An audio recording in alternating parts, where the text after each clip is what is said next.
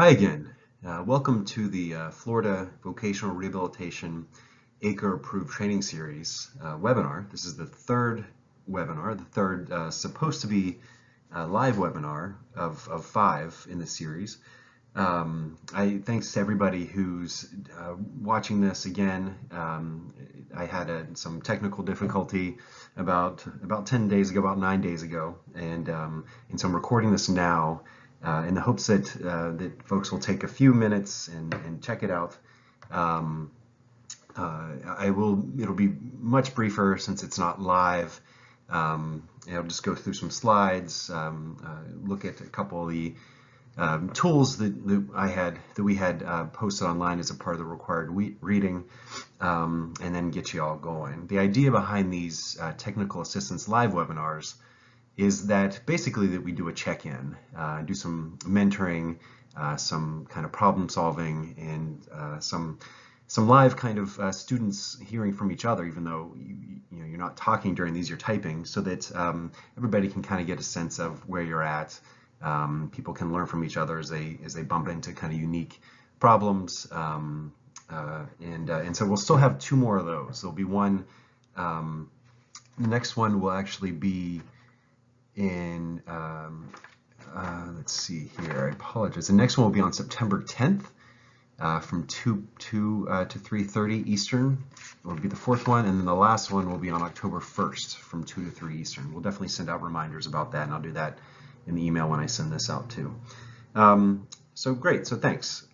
Today, we just want to do some brief check-in. We are in week 8 of 16, so about halfway through. And folks are beginning the actual practice of working with an employment seeker, a referral from vocational rehabilitation. And so the reason I had paused until this week to send it out was because last week you were doing the home visit, and this week you're beginning doing the first discovery activity and the first interview. And so the slides that I was going to talk about next week or last week also talk about the stuff you're doing this week, so it seems to make sense just to go ahead and talk about that, I guess, during the time that you'll be doing it all. So we're at the very beginning of that, and I know from being online briefly, every 5 minutes I was getting kicked off, that some referrals have not come. Some people are on schedule, and that's okay. We will, be able to flex the time of the course, obviously, for things that are out of your hands. You can only control what you can control. So, if you're starting if you get the referral and can begin work in week 8 or week 9 or week 10, you'll have the same amount of time. The deadline will be extended for you. Just using kind of I guess a test of reasonableness, just as long as you talk to your instructor, let us know what's going on, and it shouldn't be a problem. For the most part, you are done. Well, you should be done with the Relias courses. They were week 1 through 6. You're going to still use Moodle to submit the staging record if it's, hopefully that's working for you. There's one more video that was in week 7 about meaningful writing that we'd like you to watch. It's on YouTube, not on Vimeo, and we have a quiz for that. Again, if you're having trouble with any of the technology, I know some of the students I've worked with have just emailed me some stuff. For some reason, some of the buttons don't work. It seems like nobody's having trouble with the systems as a whole. They're able to figure out most of it. It's just that pieces of it just seem to be non-functional sometimes. I know, just like last week, it just seemed some days my operating system, my Internet Explorer, or whatever, the Google I'm using, or Firefox or whatever, just isn't working. So no worries, we can work that out. And we do want to remind you to please try to not get too far behind. Again, if you're once you get the referral, there is it's very important to get that momentum and keep moving. If you get stuck, if you stop doing work, it can be really hard to get it going again and get into the groove. So please do do your best to do that. And what we're going to be talking about today is stages 1 through 3. The first stage being home visits, the second stage being interviewing other people that know the person well, and the third stage being the initial discovery activities. And again, please email me questions if you have them. Most of the questions it seemed like people had last week when it was working was questions about referrals. I have gotten some great questions about, when people get negative information or kind of what's this, maybe the instructions aren't as clear as we had hoped or that you would like. So definitely let us know. We'd love to help with that. All right, so just briefly, again, I'm going to go through these fast. You've gone through the training. Some of these slides you may have already seen, but we just, as you're getting going, just want to underline the point of what discovery is, what discovering personal genius is. So the idea is that we're going to places that make sense.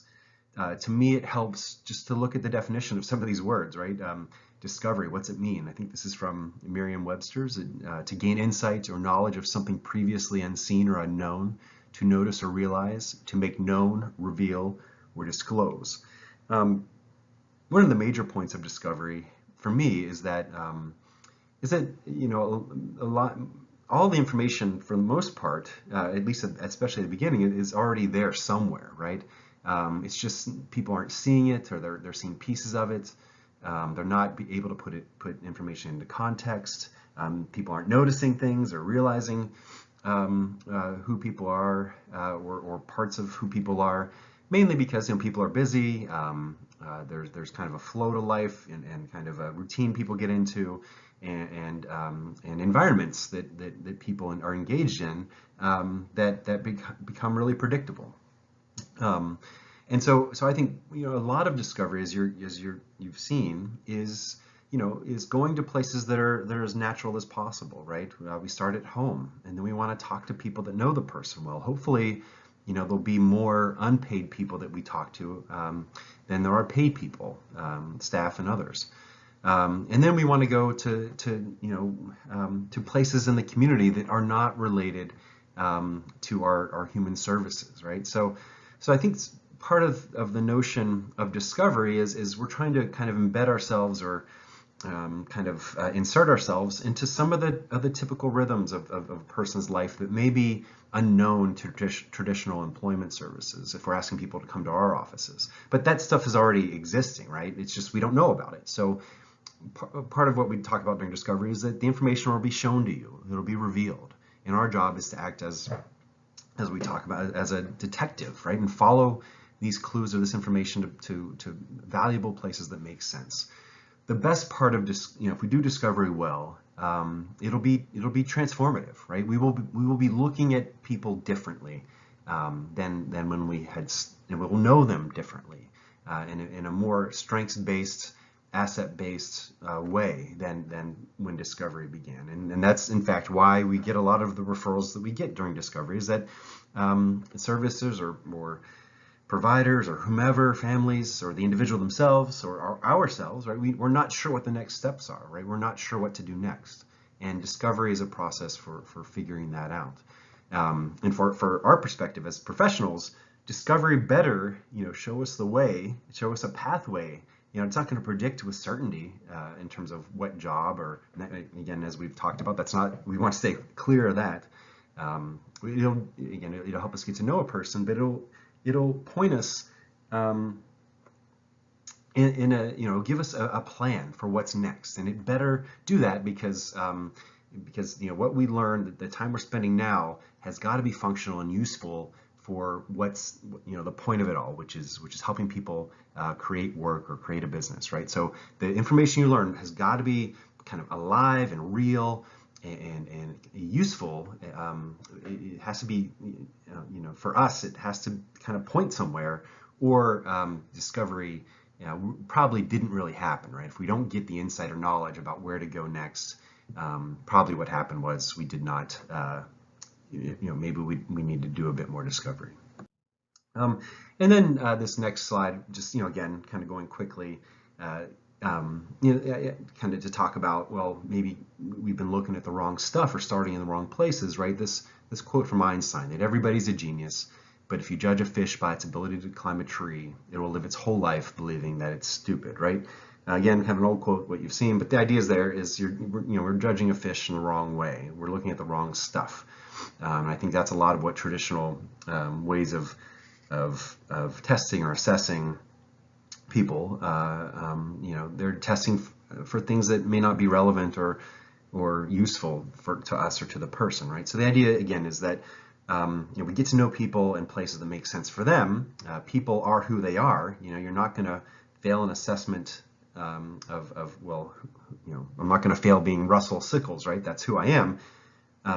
But perhaps we can get new insight, we can gain new knowledge, we can build knowledge, we can put pieces together that were kind of thoughts or hints, and we will, as we venture out, as we build a foundation of it during the initial discovery and go to new places, we will create new information based on new contexts. And that's sometimes the most valuable information, right? Where we're starting to tie who the person is that we've learned with the community, and whether it's businesses or community groups or other individuals, and we try to figure out how they all fit together. I think I hit. Okay, great. So so when we're talking to people during the home visit and during the interviewing other people, right? As you saw during the training, right? We want to use a lot of prompts as opposed to questions, right? Of just kind of, that's interesting, right? We talk a lot about, and we'll hit a slide here where, we want to let the environment kind of guide our conversation when during the home visit and we're talking to other people. And some of our conversations with other people may be over the phone, but if we saw things, if there's a picture at an event with the aunt you're going to talk to, or somebody goes to church and you're going to talk to the pastor, ask questions about the context of that relationship and the doings of, when people are together, as well as the history and the quality and how people know each other. So as you've learned, instead of asking questions, right, we'll use this kind of trick here, I guess, or it may view it as a trick, but it really does work, right? The idea is if we say, tell me about whatever, and then just shut up and listen to people, that people can tell their own story and start in the place where they want to, right? We're shifting the power, the roles from, well, we're in charge, we're the experts, right? Come to our offices and answer this checklist, and we've already decided what we think is important, to shifting it to, well, we want to hear kind of your, obviously it's your life, and we're going to get to know you. You're an expert on you. Or your son or daughter or whoever else, so start where you think, where you want to. Again, we'll be able to, people sometimes ask, well, what if we don't learn about this, if we don't ask about a job, or if we don't ask about an interest, or ask about a specific thing, because we're starting again broadly, what if we miss that? And what I find is that because tell me about leads to conversations, we know what information generally we're looking for, tasks, skills, what people can do, relationships, kind of environments, teaching that work, significant moments and events, memorable things, routines, that kind of stuff. The conversation will get to that information. We'll learn about that anyway, but it won't be from somebody answering a specific question we asked about that particular thing. It'll be people filling us in and educating us about having a conversation and building a relationship with us by telling us who they are. So just a reminder, right, that we're not testing people. We're not saying they're good or bad at any of this stuff. People are going to give us that information just because they're used to talking like that, because it's how people become eligible for the services that we're providing. But we want to do as much as we can to redirect that type of thinking from evaluation or judgment more towards observation.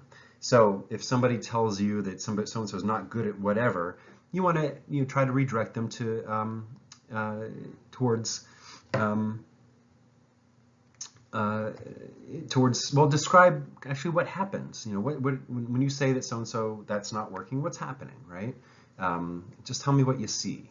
So I think that's, and if we can kind of direct people from, well, this doesn't work, that doesn't work, well, what does work, right? When she's or he is having a good day or things are working, what's usually going on, right? What are they doing?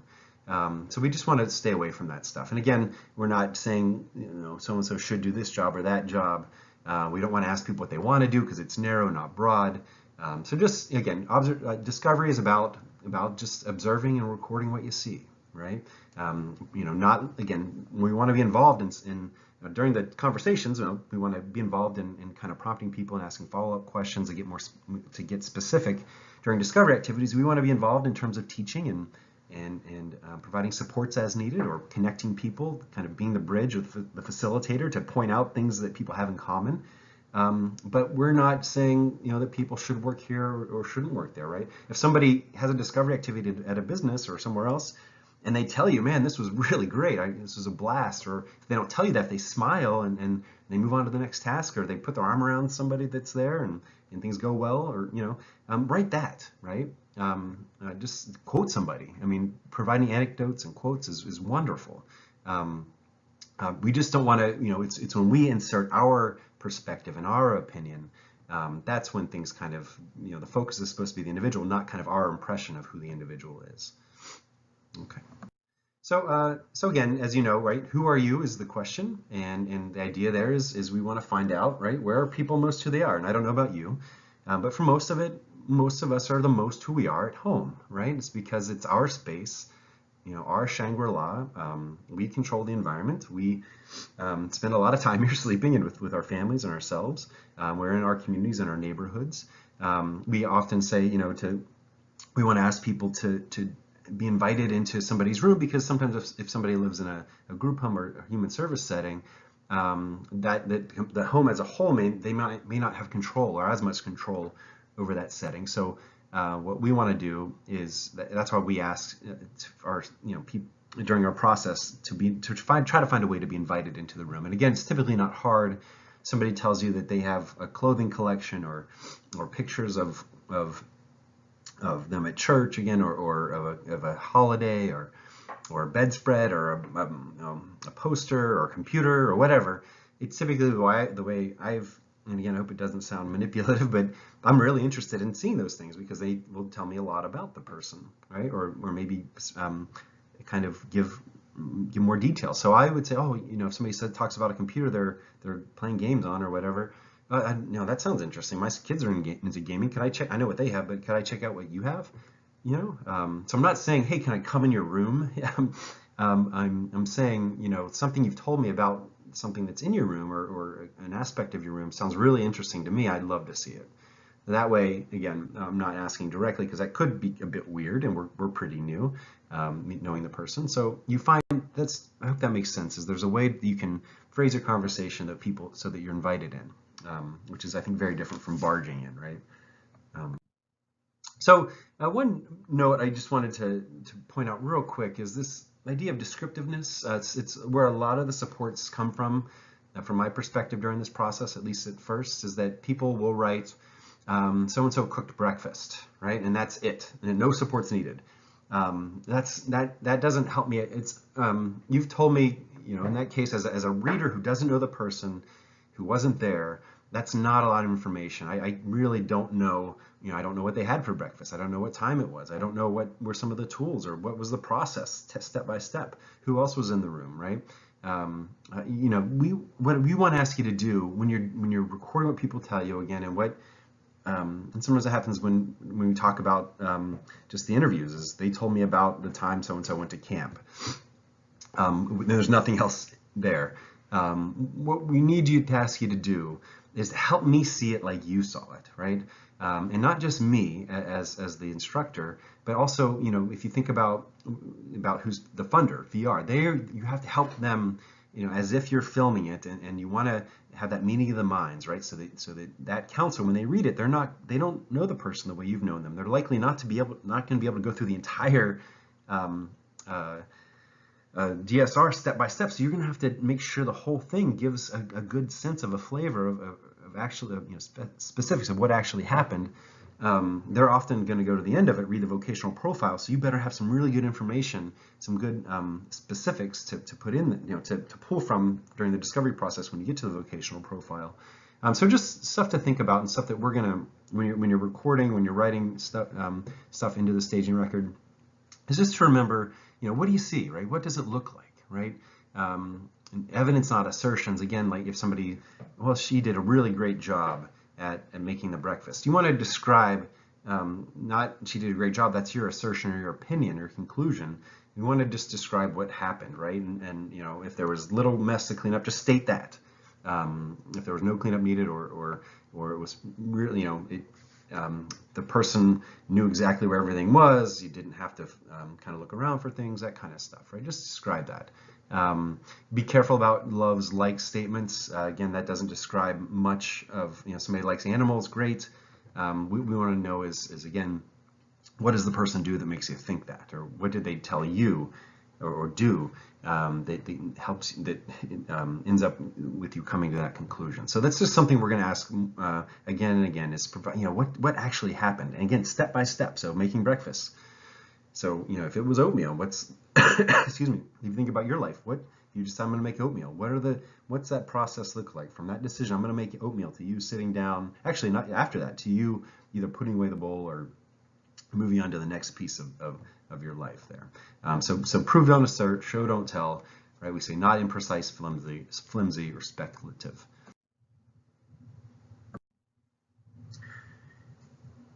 Okay, so looking at stage 1, the home visit and neighborhood observation. Again, this was what happened last week in week 7, and you've had all this, so I'll just go through it real quick. This is what the staging record looks like. So you can see when we're setting up our tell me about kind of conversation points, that we're, you know, we're flowing it through information that we know is going to be valuable as we flow through the stages of discovery. So you know, observations of home, bedroom, property, belongings, chores and tasks, responsibilities, hobbies, sports collections, interests, family, friends, community activities the individual engages in regularly. One of the things here that I like to ask people to do is sketch out a typical, you know, a usual daily schedule, right? Weekday schedule. You know, what times a person get up? How's the morning go? Then where do they go for the day? You know, what does lunchtime look like? What does the early evening look like? Dinner time, evening, bedtime, that kind of stuff, right? What does a weekend look like? How is a weekend different? Is there anything that goes on Friday nights or Thursday nights? So they meet for dinner with a friend, go have coffee, go see movies, sports stuff, special activities, right? Or in terms of holidays and that kind of stuff. You know, what does a typical week look like? Again, day, weekend, week, month, year. Is there any special occasions that are, you know, I know in our family, Halloween's a big deal, right? Just because my wife really digs making, you know, that time of year, and we, you know, most years, not all the time, that we'll do some cool stuff with you know, with our house and with costumes. And what's around in the neighborhood mapping, resources, employers, anything, you know, talents, interests, skills that are observable or revealed. Obviously, if there's a garden, you know, and you're having a conversation about that, that's a talent, skill, you know, to explore. Anything that needs to be avoided, right? That all goes in there. So just real quick, you know, I'll tell you a quick story. So with Melissa, we did a home visit, and one of the things we learned, again, to just make it as quickly as kind of to a point as possible, was that she grew spices and herbs, and she made tea and lip balm that she would sell as part of a kind of a fundraiser for the MS Society. And so we noticed when we walked into the place that they hadn't built this greenhouse yet, structure yet, but the stuff was there, the poles and everything else. And so we asked about that. That was just something, hey, what's that? We walked by that. And then that led, just noticing that, right, led to this whole conversation about Melissa and how she grows herbs and what she does with the herbs with her staff and mom's support. One of the, you know, I asked, oh, and she, you know, it's packaged and ready to be sold? Yes. Oh, I have some in my bedroom, you know, again, and the question is, well, I'd love to see that, you know, could you show me? Sure, come on, you know, and I asked mom and dad, is it okay if I go? Yeah, sure. So that picture on the bottom right is Melissa in her bedroom showing me her you know, her finished product there. And then near the bedroom, right, then you go, oh, look at these stuffed animals, and the, you know, she's healthy eating was important to her, kind of culinary stuff, you know, cooking was going on. So the recipes and with the calendar, and then there's the yellow thing there, I think you can see is kind of a vision board, the prototype thing that she's doing.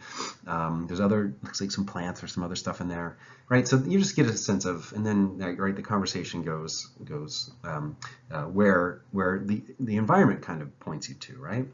So that's when we talk about talking walls, right? That a lot of what we learn is kind of prompted by the environment, right? Not just what people tell you, but kind of what you see, what you hear, that kind of stuff. So, you know, if we had more time, I would walk you through a picture, a kind of slides of my house, right? Well, here's you walking in the front door, kind of walking around through the living room, the entry area, the kind of where my kids' rec area, to where our offices are, our kitchen, kind of where our animals are, and then upstairs, you know, into the bedroom and my work office. And I just ask you, you know, what do you find interesting, right? What makes you kind of curious and makes you wonder?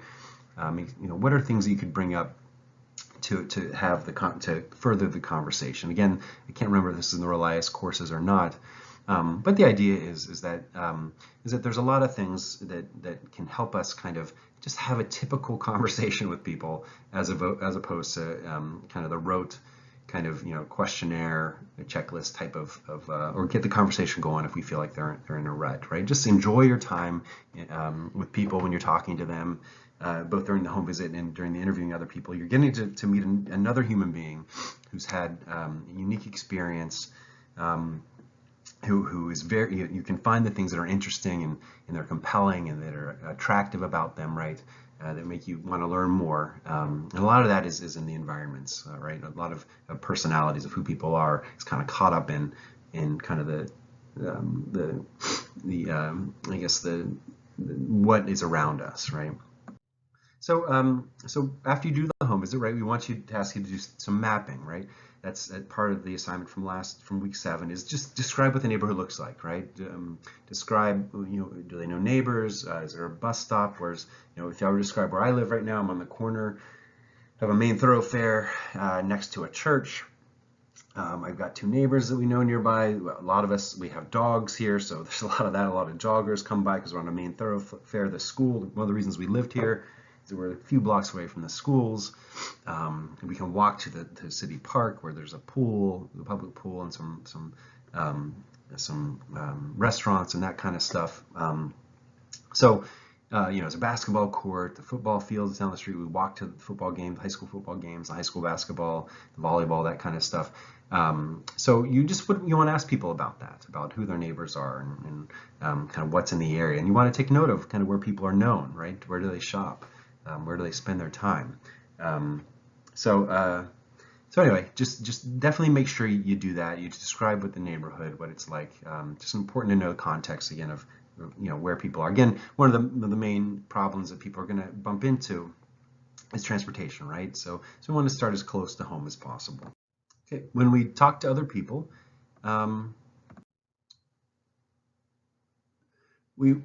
here's the instruction, what it says in the actual the Moodle part, right? Stage 2, additional interviews, is we want to talk with 3 people. So interview someone who knows the job seeker well, 1 to 3, 3 people, person 1, person 2, person 3. We want to learn about the relationship's history, context, and shared experiences, right? When, how, and what, where. Focus on the qualities of the job seeker to make them an asset to local businesses. Again, we're going to focus on task skills, the best of people, the most endearing qualities, personal attributes, interests. You know, you're going to get some negative stuff. Just people are trained for that, but you know, it's not hard for us to find that. So we really want to do our best to guide people, remind people that we're looking for. You know, this is about employment. Employment is built around what you have to offer, not what doesn't work for you. Although we all have that, a lot of both. And we'd want to make sure that we mention that, you know, this is a team process, and especially, you know, if people want to help during discovery, that's like reaching out to other people or finding discovery activities. That's wonderful, and we should be doing that. Asking parents and teachers and others to open doors for us to warm up calls or to connect us with people and with businesses. But definitely during job development, relationships are at a premium, and we really want them to join and to be a part of that, right? And we want to know about their connections, right? So what we want to do is do these interviews, record them in stage 2. Great, and so, you know, the quality of the relationship, not just the nature, is important. So, you know, we want good relationships. We want people who know the job seeker well and have positive insight to share. So you're going to see this is how it's built into the staging record: name, relationship, role, person responsible, by this date, date accomplished, what was learned,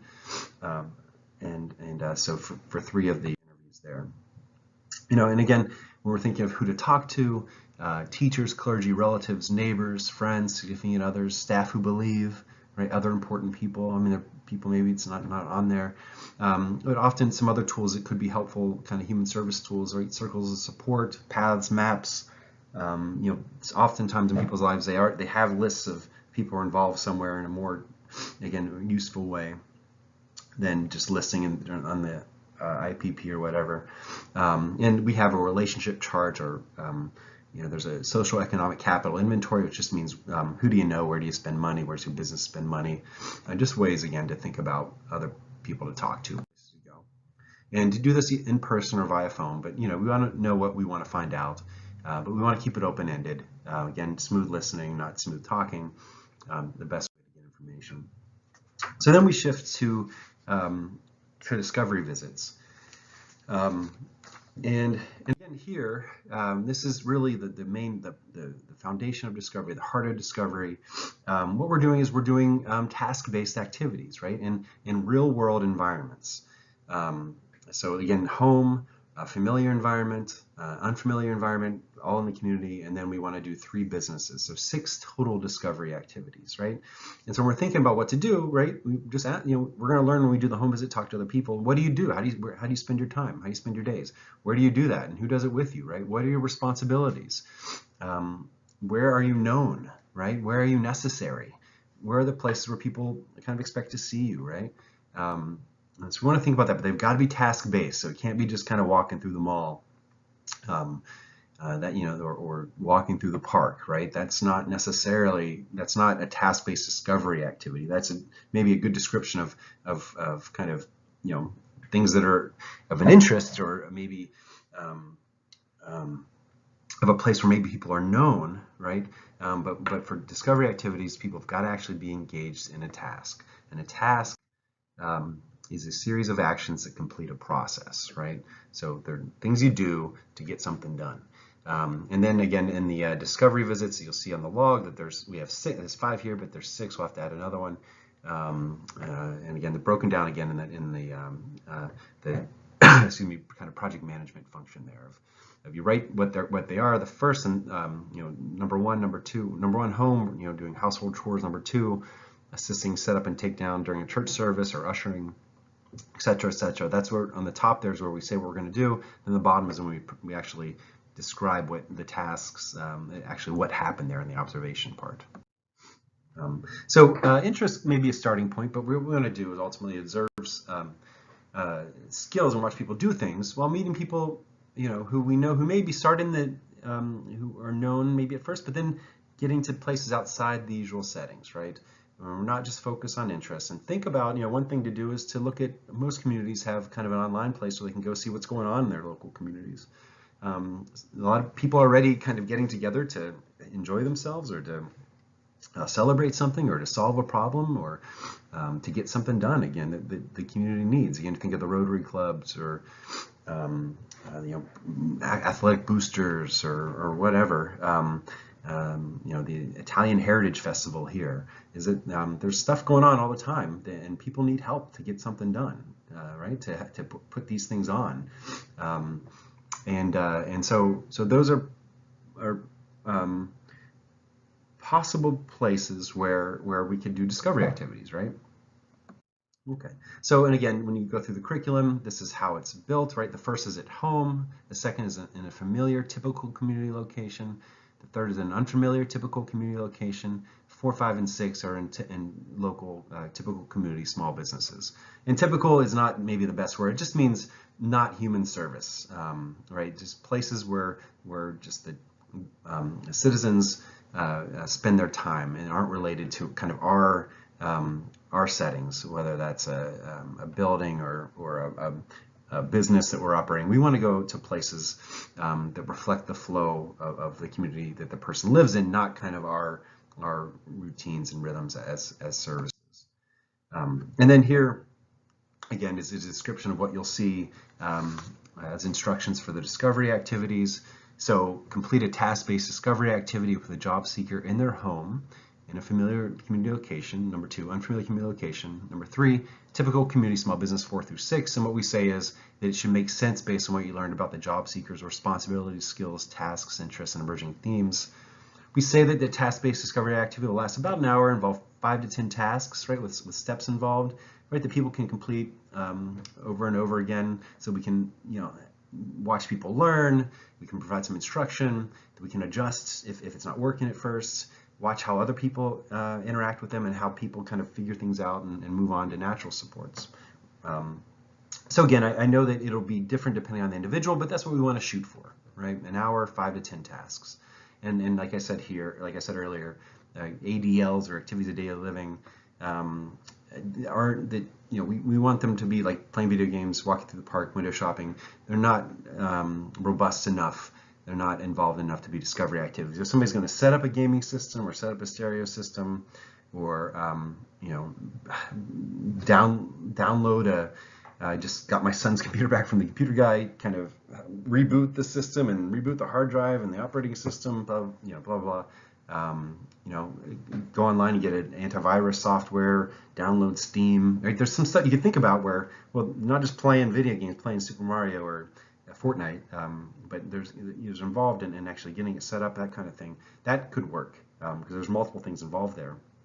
But we want to think about that and really kind of challenge ourselves to kind of thinking of durable. And I think about things that are solid and that kind of have some transferable application, that involve some skill and task display and some perhaps some teaching from our end, or from whatever environment is from again, if somebody's going to go to a crafting class at Michael's, or help with a community garden project, or we can think of a lot of things that if we just we can, once we get to know people and look into the community and do some research, there's a bunch of stuff that usually is going on.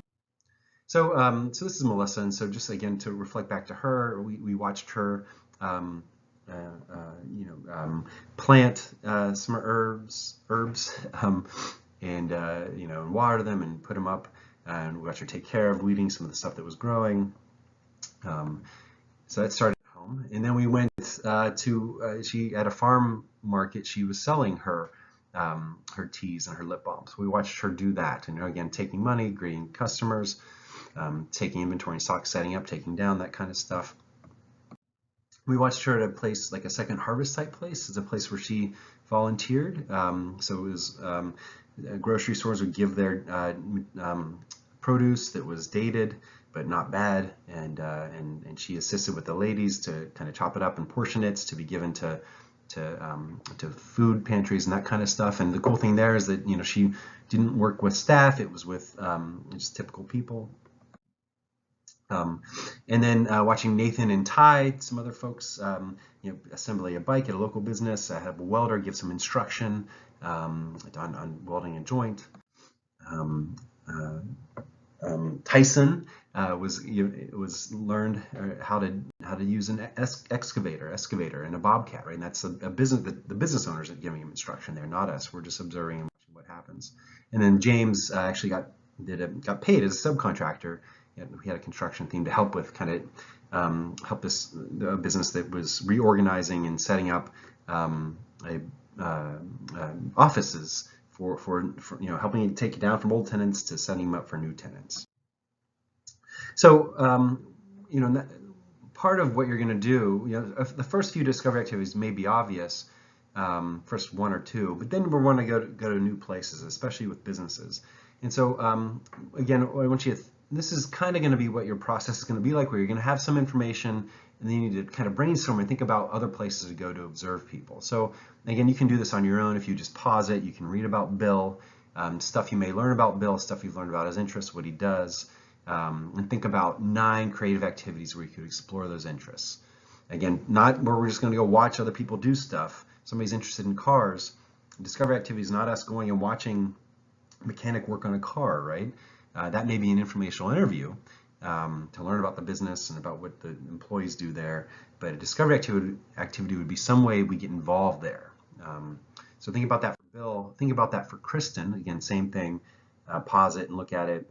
Just, again, just brainstorm and throw out ideas of, well, where could we go in our local community if we were working with somebody, Kristen, who's a composite of people we worked with in the past, places that we could go to observe her doing things actively, task-based things that are in line with what you've learned about her. And then some discovery observations. So as you're completing the activities, right, we just want to record what happens, right? Again, be as specific as possible, what the tasks were, not just what happened, but again, describe step by step so that I could see what happened there, so that we're in the room with you. And just you'll again, as you go through the process, one place kind of leads to another. So as you're doing the discovery observations, you should be thinking of, well, why are we here? What did we learn that brings us here? What are we doing now, and where does it lead to next? And again, at the end of it, kind of there's some summation, right? When we've done all the activities, any more places that need to be explored, when will it happen, who's responsible? And then before I end, I just wanted to mention, please do download the I think we're calling them like student manuals. It's based on something we did in Pennsylvania, where we provided kind of almost like a field guide or a brief kind of how-to book that you can print out during each stage. So there's one there for the home visit, neighborhood observation. There's one that was in week 7 and week 8. There's one for the interviewing other people for stage 2 and stage 3 discovery visits. So just there's again a quick guide, kind of a primer for setting up the visit, kind of reminders of what to do in terms of how you set them up, kind of conversation reminders. It kind of takes you step by step through the process. And then the other thing it does is it provides a kind of a brief sample for each part. So when you look at the end of the stage 1 hand guide, if there's a home visit that's typed up. Stage 2, there is also an example of an interview that's typed up, and then stage 3, there's some examples of discovery activities that are typed up. But it's a nice kind of review again of stuff you've seen kind of in a compact form. And the other thing that you'll see in the staging record I didn't talk about here, we'll talk about next time, is you saw the training during the training was helping people get their benefits planning query. That's a part of stage 2. We definitely want to figure out what people's benefits are so we can help them begin planning for how work will impact those. And the last thing I wanted to mention is that this process doesn't necessarily happen it doesn't have to happen. It probably shouldn't happen in a linear process. Like you've got to do stage 1 first, then stage 2 next, then stage 3. It often happens where you're in multiple stages at once, and it just makes sense because you've learned some great information. And you want to strike while the iron's hot, right? And if you learn that somebody is doing something really cool, well, let's go. Maybe that's a discovery activity, right? Before you've necessarily interviewed all the people you want to interview, right? You'll figure that out as you go. Again, the process should be kind of reflect how real life happens, and it should make sense. But I just want to keep that in mind that this shouldn't be artificially kind of sequential and chronological, like if that makes sense, right? Episodic, I guess is the word I'm looking for. We can be, and maybe you need to go back and finish up the home visit, but you've got somebody else to talk to, and you've got a discovery activity or 2 that you think are good, right? You can be in all 3 places at once. I think that hopefully that makes sense. Okay, well that's it. It's a little under 45 minutes. Thanks for your patience. Again, sorry about last week, and I'll send out in the email a note about the next live webinars. Thanks again for everything, for watching this, and please do email your instructors with questions. Okay, bye-bye.